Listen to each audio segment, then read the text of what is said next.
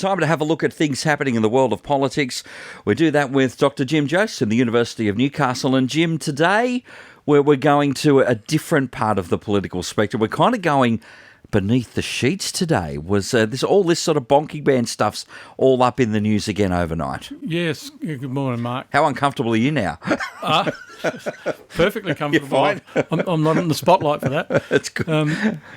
Okay, so what we're sort of looking at here is that back in 2017, Malcolm Turnbull, when he was Prime Minister, implemented a ban on politicians sleeping with other politicians and other staff members, and particularly junior staff members. And it came about publicly, as far as we were aware then, Mark, that it was as a result of Barnaby Joyce having an affair with one of his staffers, and then that escalated because she ended up becoming pregnant, and then they subsequently married after his other marriage had fallen apart.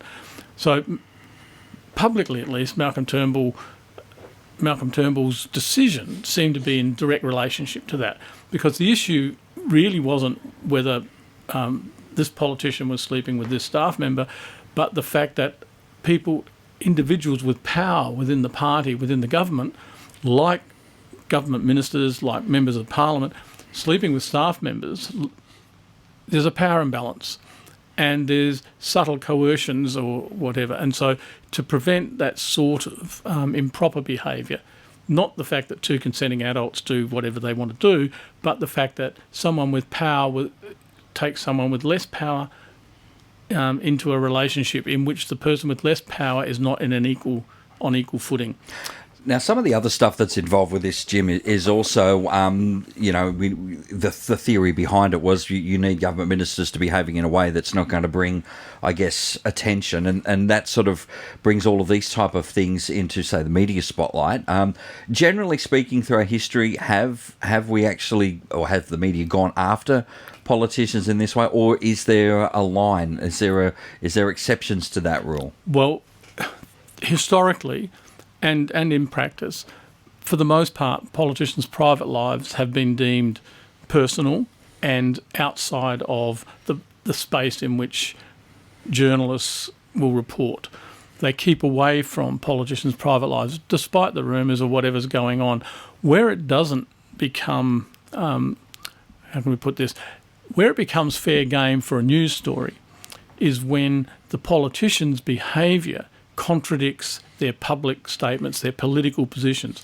So, for example, in the most recent case that the ABC and Four Corners identified last night, was that the Attorney General and the Minister for Immigration both had been involved in relationships which were, this was back in 2017 and before, were deemed by the Prime Minister to be inappropriate and compromising.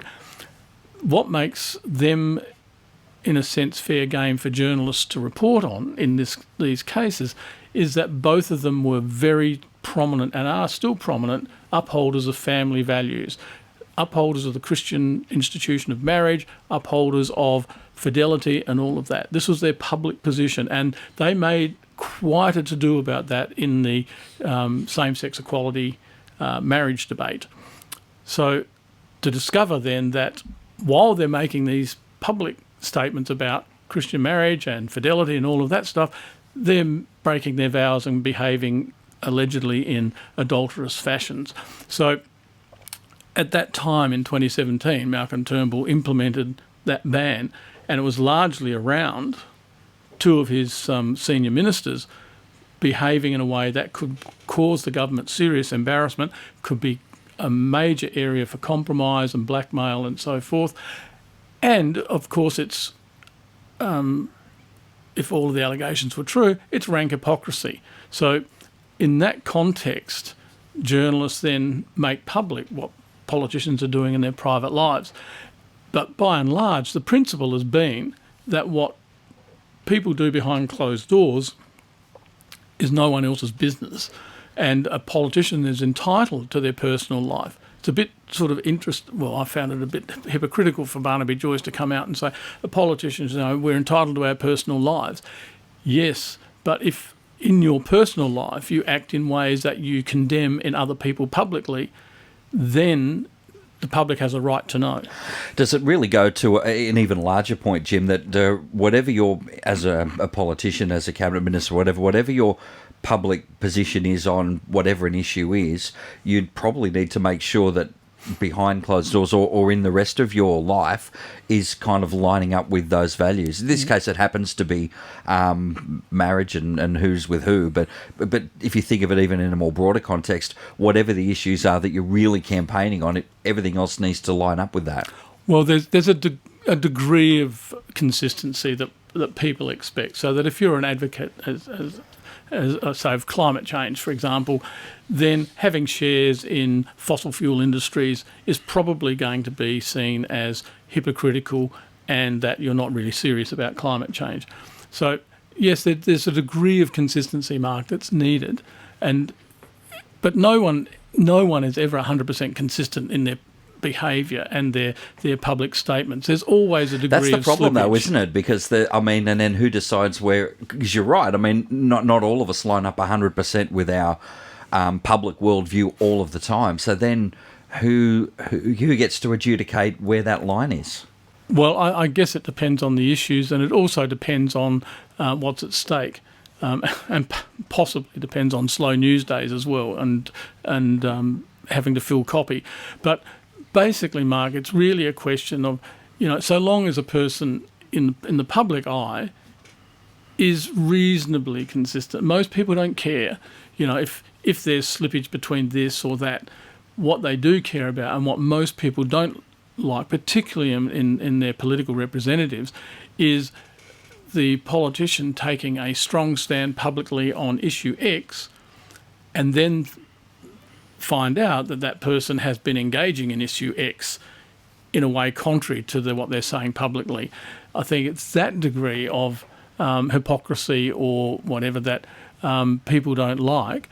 And, in the particular instances that the ABC revealed and what Malcolm Turnbull was dealing with, one of the issues is one's behaviour at work and how one treats one's employees, etc. And so for an employer or a senior person to engage in a relationship with someone younger and much more junior in power terms, that's just not acceptable in terms of how we understand sexual harassment and the potential for the person with the power to get their own way by virtue of the fact that they're powerful. Emotions and mutual attraction notwithstanding, I think that's the issue here is one about power and who has it and who has to abide by it. And when you sort of read some of the stories about the people in the junior positions who experience these sorts of things, whether it's in the parliament or elsewhere in other forms of employment, their stories are nearly always ones of, in the end, their feeling of being exploited. What started out as something perhaps mutual and seemingly innocent and enjoyable and consensual often turns into something far more constraining.